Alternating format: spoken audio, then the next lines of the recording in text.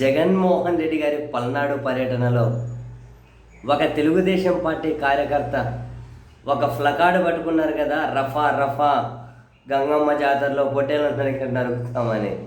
TDP కార్యకర్త జగన్ పర్యటనలోకి వచ్చి అయితే ఆ అంశం మీద 2 రోజుల నుంచి గౌరవ ముఖ్యమంత్రి గారి దగ్గర నుంచి మిగిలిన మంత్రులు, వాళ్ళ పత్రికలు, టీవీ ఛానళ్ళు గుక్కబెట్టి రఫా రఫా అనే అంశం చుట్టూ తిరుగుతూ ఉన్నారు.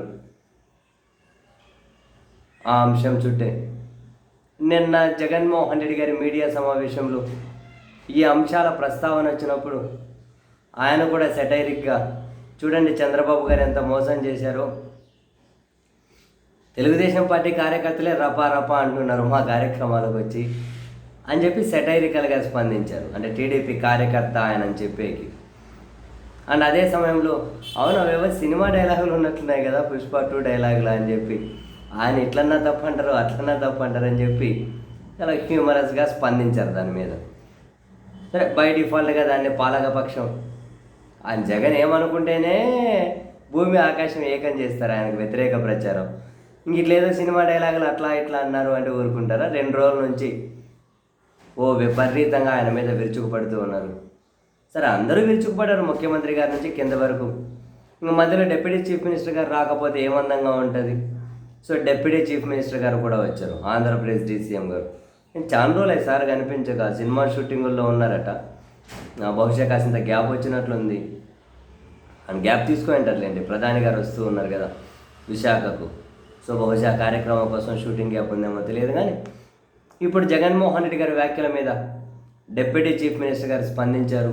ఆయన ఏమంటారంటే, సినిమా డైలాగులు సినిమా హాల్ వరకే పరిమితము, అవి ప్రజాస్వామ్యంలోకి వచ్చి మాట్లాడతామంటే కుదరదు. ఎవరైనా చట్టాలు నియమ నిబంధనలు పాటించాలి, ఇష్టరీతిన మాట్లాడకూడదు. ఇది ప్రజాస్వామ్యము.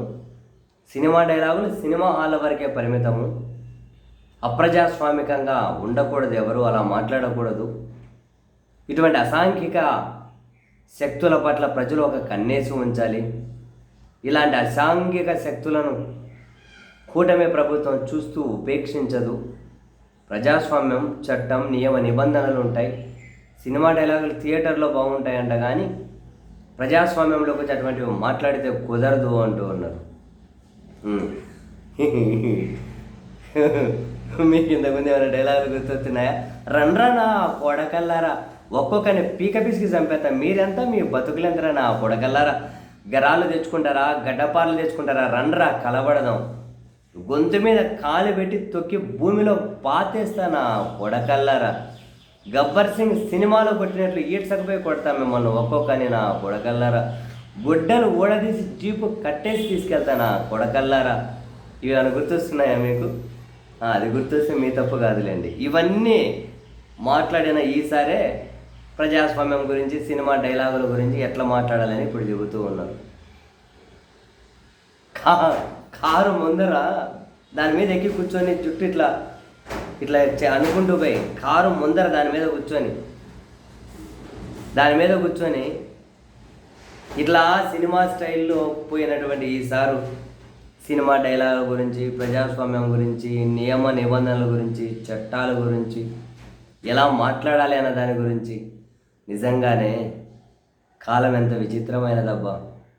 అధికారంలో ఉంటే ఒకలా మనుషుల ప్రవర్తన, అధికారంలో లేకపోతే మనుషుల ప్రవర్తన.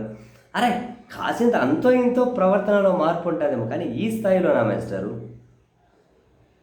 నాకు తెలిసి, అంటే మనకు భారతదేశ రాజకీయాలు అన్నీ తెలియవు కాబట్టి ప్రతి స్టేట్లో ఉన్నవి ఎంత అద్భుతంగా అంటే మార్చుకోగలగడం, మాటలను సిచ్యువేషన్ తగ్గట్టు ఇంత అద్భుతంగా మార్చుకోగలిగే వాళ్ళు ఎవరు ఉండకపోవచ్చులేండి. అంటే ఎన్నికలకు ఒక ఎజెండా ఉన్నోళ్ళు ఉండొచ్చు, ఈ ఎన్నికల్లో తిట్టి మళ్ళీ ఎన్నికల్లో వాళ్ళని హక్ చేసుకునే వాళ్ళు వీళ్ళందరూ ఉండొచ్చు.